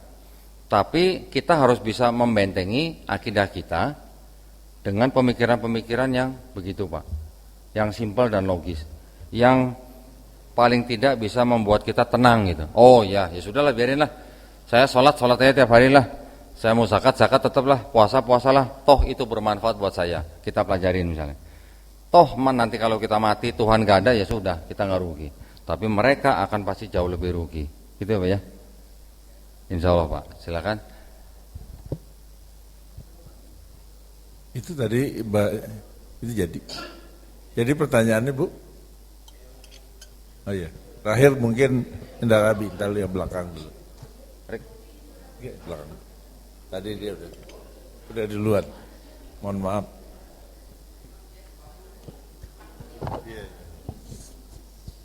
Assalamualaikum warahmatullahi wabarakatuh. Waalaikumsalam warahmatullahi wabarakatuh. Pak Mirza, boleh minta minum? Ko Dondi mau tanya, Ya, Bu. bagaimana? Saya singkat aja pertanyaannya. Banyak saya mengambil kasus teman saya yang non Muslim. Dia tuh suka menggunakan kata insya Allah, alhamdulillah, apalagi ya assalamualaikum. Itu bagaimana kita sebagai Muslim, terutama saya menanggapi teman saya itu dengan kalimat-kalimat itu gitu. Apakah saya wajib menjawab salamnya dia, atau saya diemin aja, atau gimana? Kau Dodi, mohon sarannya. Baik. Assalamualaikum warahmatullahi wabarakatuh. Waalaikumsalam warahmatullahi wabarakatuh. Jadi kalau orang kafir memberi salam kepada kita Bu, kita jawabnya cukup dengan waalaikum gitu aja Bu. Jangan ada salamnya. Ya, jangan pakai salam Bu. Cukup dengan waalaikum gitu aja. Orang Kristen, saya Bu, dulu waktu di gereja, saya juga diajari oleh pendeta saya. Jadi kalau kata assalamualaikum, kata insya Allah, ya, itu hanyalah masalah bahasa, kata kita. Bilangnya cuma begitu, itu cuma masalah bahasa. Kita boleh pakai bahasa yang sama, tetapi mereka tidak tahu di dalam istilah-istilah tersebut itu mengandung akidah untuk Allah Subhanahu wa taala. Kan gitu Bu ya.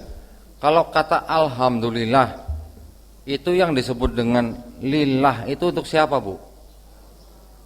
Untuk Allah Subhanahu wa taala. Mereka tidak tahu itu gitu. Yang mereka tahu alhamdulillah segala puji hanya bagi Allah. Mereka juga pakai kata Allah di dalam kitab mereka. Jadi mereka menganggap kata Allah itu sebagai sama dengan Tuhan gitu Bu. Bukan nama pribadi Tuhan gitu. Ya. Kita kalau menanggapi teman-teman yang seperti itu, kalau ibu sekali waktu mau memberikan edukasi boleh-boleh saja. Lu kalau ngomong alhamdulillah, lu Muslim lo gitu. Kasih tahu bahwa alhamdulillah itu khusus dikonotasikan untuk Allah Subhanahu wa taala. Tuh hanya orang Islam gitu. Bukan masalah bahasa doang gitu. Gitu Bu. Ya. Bisa berani kira-kira Bu? Saya Bu ya, saya kalau kadang-kadang bercanda gitu sama teman-teman saya yang Kristen Bu ya. Misalnya kita ada pertemuan di mall gitu misalnya. Terus sudah waktunya sholat gitu. Saya ngomongnya begini Bu, tar dulu ya, gua mau sholat kayak Yesus gitu. Saya ngomong gitu Bu sama mereka. Saya ngomong sama teman saya yang Kristen, tar dulu ya, gua mau sholat kayak Yesus gitu. Mereka kan bingung, loh kok sholat kayak Yesus? Nah baca Bible lu, di Bible lu Yesus sholat, saya bilang gitu.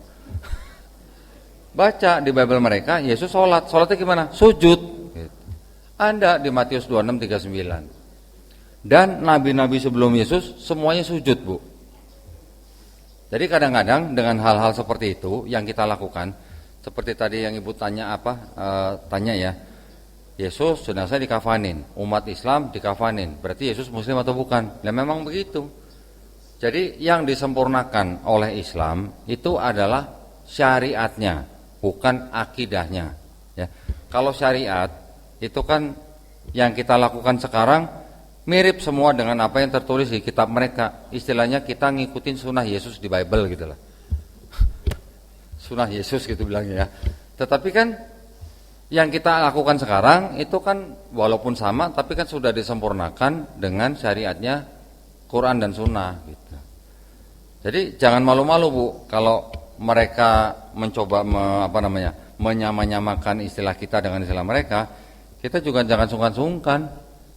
Lu udah sholat belum kayak Yesus gitu? Lu sholatnya kenapa nggak kayak Yesus gitu? Orang Kristen kenapa kalau mati nggak dikafanin kayak Yesus gitu? Kan mereka imannya begitu. Mereka beriman Yesus mati, jenazahnya dikafanin. Nah kenapa kalian nggak dikafanin kayak Yesus gitu? Malah pakai baju pengantin masuk peti gitu. Yesus pernah makan babi nggak ya? Gitu. Tanya gitu Bu. Nggak ada di kitab mereka Yesus makan babi. Tanya lagi, Yesus sunat nggak? Kenapa kalian nggak sunat? Karena mereka ngikutin ajaran Paulus. Yesusnya sendiri sunat, mereka nggak sunat karena Paulus yang bilang kalau kamu sunat malah matinya Yesus di atas kayu salib nggak ada gunanya buat kamu. Nah, itu Paulus yang ngomong Bu. Jadi kadang-kadang dengan hal-hal ringan seperti itu nanti insya Allah bisa membuat mereka berpikir. Gitu ya Bu ya. Alhamdulillah, silakan.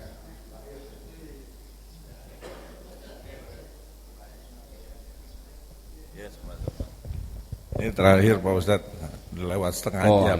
Enggak sesuai janji nih kan ya. Ini takut saya dikerubutin takut dikerubutin ya. Terakhir. Ya. Takut nggak bisa pulang ya Pak ya. Bismillahirrahmanirrahim. Assalamualaikum warahmatullahi wabarakatuh. Waalaikumsalam warahmatullahi wabarakatuh. Terima kasih Ko Doni atas kehadiran dan pencerahan yang diberikan. Pertanyaan saya simpel Pak, tadi kalau dikatakan Injil dan Taurat yang sekarang ini kan sudah bukan yang asli Pak. Berarti kan saduran atau bikinan manusia setelah nabinya meninggal gitu ya. Pertanyaan saya apakah masih ada yang asli Pak? Itu yang pertama, Injil maupun Taurat. Kedua, kalau mereka tidak menggunakan kitab suci yang asli berarti kan bukan agama samawi Pak ya. Berarti kesimpulan saya tidak ada lagi ahli kitab berarti saat ini. Apakah masih ada Pak? Baik. Nah karena di masyarakat sekarang kan ada perkawinan muslim dengan ahli kitab tuh katanya boleh gitu. Iya. Nah ini apakah menarik, saat ini masih ada gitu ya ahli kitab? Masih Pak. Baik. Kalau Bapak tanya, lah terus kalau begitu kitab Taurat dan Injil yang asli masih ada nggak gitu? Masih ada Pak, tapi bukan dalam bentuk buku seperti ini. Ayat itu di mana? Bersama dengan nabi-nabi yang menerimanya Pak dulunya.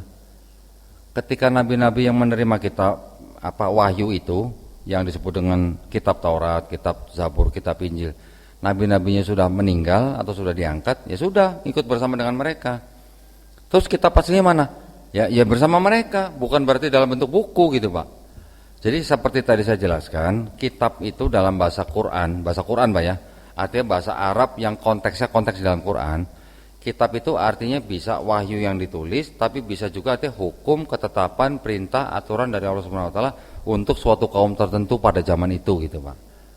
Jadi kalau ditanya kitab yang asli mana? Ya bersama Nabi kita gitu. Ya. Terus kalau Bapak nanya lagi ahli kitab, nah ini sangat penting nih ya buat Bapak Ibu nih, terutama Ibu-ibu nih. Banyak yang bilang orang Islam boleh menikah dengan orang Kristen karena orang Kristen itu ahli kitab, gitu Bu ya?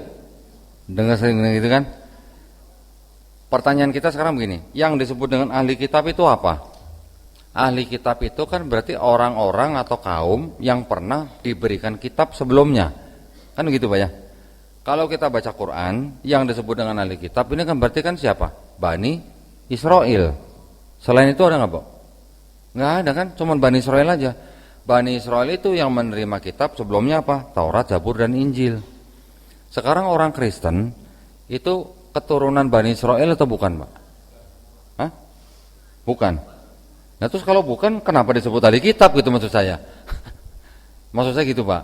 Jadi saya berani katakan orang Kristen itu bukan disebut ahli kitab karena mereka bukan Bani Israel yang pernah diberikan kitab sebelumnya gitu. Ya, jadi kalau menyangkut tentang pernikahan beda agama, nggak usah bawa-bawa Kristen itu ahli kitab atau bukan lah Pak, udah jelas bukan ahli kitab. Yang jelas 6 agama Pak yang diakui di Indonesia itu ke-6-6-nya melarang nikah beda agama. Ya, agamanya sendiri 6-6-nya melarang nikah beda agama. Kemudian negara Republik Indonesia juga melarang nikah beda agama. Undang-Undang nomor 1 tahun 74 gitu, Pak. Nah, keenam agama ini termasuk Islam, Protestan, Katolik, Hindu, Buddha dan Konghucu semuanya melarang nikah beda agama. Di Quran kita nggak usah cari-cari ayat yang butuh penafsiran panjang-panjang lah, Pak. Di Quran surat Al-Baqarah ayat 221 itu udah jelas larangan nikah beda agama. Di Protestan dan Katolik ada juga, Pak, larangannya. Saya bisa bacakan.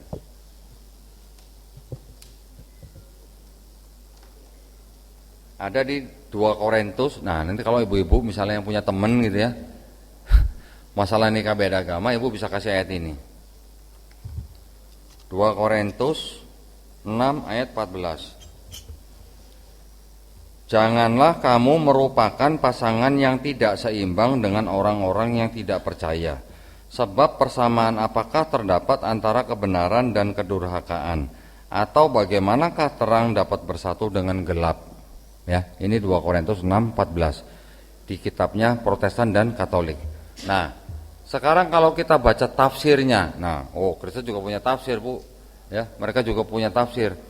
Ayat ini ditafsirkan oleh kalangan mereka sendiri itu sebagai apa? Orang Kristen itu tidak boleh bermitra usaha, tidak boleh bergabung dalam golongan rahasia, tidak boleh berteman karib, tidak boleh berkencan, tidak boleh menikah dengan orang tidak percaya, artinya orang di luar Kristen. Tafsirnya begitu, Pak, bilangnya. Jelas, udah sangat-sangat jelas bahwa mereka juga melarang nikah beda agama, gitu ya. Bahkan di tafsir kalimat akhirnya bilang apa? Orang Kristen boleh berkomunikasi atau berinteraksi dengan orang di luar Kristen itu hanya untuk mengabarkan Injil. Berarti berteman aja nggak boleh, Pak. Berdagang aja nggak boleh. Gitu. Nah, terus ada yang mengkritik Quran surat Al-Maidah dulu berapa, Pak? 51 ya? Padahal ayat mereka sangat jelas, tafsirnya juga sangat jelas. Boro-boro menikah, Pak, berkencan aja nggak boleh gitu. Nah, sekarang kalau keenam agama ini sendiri menolak ya pernikahan beda agama, tapi dalam hal manajemen nih. Nah, manajemen sama kitab kan beda. Protestan dan Katolik dalam hal manajemen gerejanya mereka memberikan dispensasi. Waduh, udah di kitabnya nggak boleh, tafsirnya nggak boleh, tapi manajemen gereja bilang boleh, ada dispensasi. Dispensasinya apa?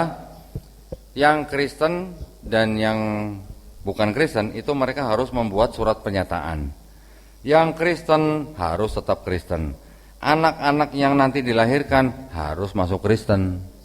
Itu dispensasinya, Pak. Jadi kalau begitu yang non Kristen diuntungkan apa dirugikan kalau gitu? Nah, dan banyak kasus ya, banyak kasus belum menikah sudah hamil, calonnya bukan Islam. Ketika mau disuruh masuk Islam nggak mau. Saya pernah menghadapi kasus seorang ibu janda punya anak perempuan dan laki-laki. Yang perempuan anak pertama ini sudah kerja. Tiba-tiba ketahuan hamil sudah 6 bulan. Udah 6 bulan, Bu, ditutupin. Dia mungkin pakai baju longgar terus gitu ya. Pacarnya laki-laki orang Katolik. Menurut ibu, panik gak kira-kira si anak perempuannya? Udah 6 bulan. Sebentar lagi lahir nih, 3 bulan lagi. Gak punya ayah, gak punya suami. Panik gak, Bu? Panik lah. Mau gak mau gimana? Cowoknya disuruh masuk Islam gak mau. Mau nggak mau gimana? Perempuannya ikut masuk Katolik. Saya ditanya begitu. Kalau mau tanya saya, nggak usah nikah kalau cowoknya nggak mau masuk Islam, sekalian gitu. Mendingan gitu kan, daripada harus mengorbankan akidah ibunya. Banyak, itu nggak cuma 1-2 kasus, banyak yang begitu. Ya, jadi kita harus benar-benar menjaga anak kita. Ya, jangan sampai pergaulan bebas. Jangan sampai informasi yang bebas membuat mereka menjadi berani melakukan hal-hal di luar perintah atau aturan Islam. Gitu ya, Pak ya. Mudah-mudahan menjawab pertanyaan. Terima kasih banyak. Mungkin cukup segitu ya. Terima kasih. Terima kasih banyak Ko Dondi, sudah kurang lebih hampir 2 jam ya, yang sudah lebih dari target 1,5 jam gitu ya. Mungkin di lain kesempatan boleh izin ngundang lagi kali. Insya Allah. Terima kasih. Artinya beberapa dari ilmu yang kita dapat hari ini, yang pertama mungkin kita tahu bahwa dari hasil ceramah Ko Dondi, agama yang benar itu cuma Islam. Itu yang harus tahu. Yang kedua, kita juga dari ilmu yang kita dapat hari ini bisa kita membentengi akidah kita. Baik akidah kita, anak-anak kita, orang tua kita, saudara-saudara kita gitu ya. Dari mencoba pemurtatan gitu ya. Nanti kalau memang kira-kira juga kesulitan ya mungkin bisa juga berdiskusi sama timnya Ko Dondi kali ya. Kalau ada kasus-kasus yang cukup berat gitu ya. Sehingga bisa dibantu. Ya, demikian terima kasih banyak ya, kita akhiri dengan baca doa kafaratul majlis. Subhanakallahumma wa bihamdika asyhadu an la ilaha illa anta astaghfiruka wa atubu ilaik. Assalamualaikum warahmatullahi wabarakatuh.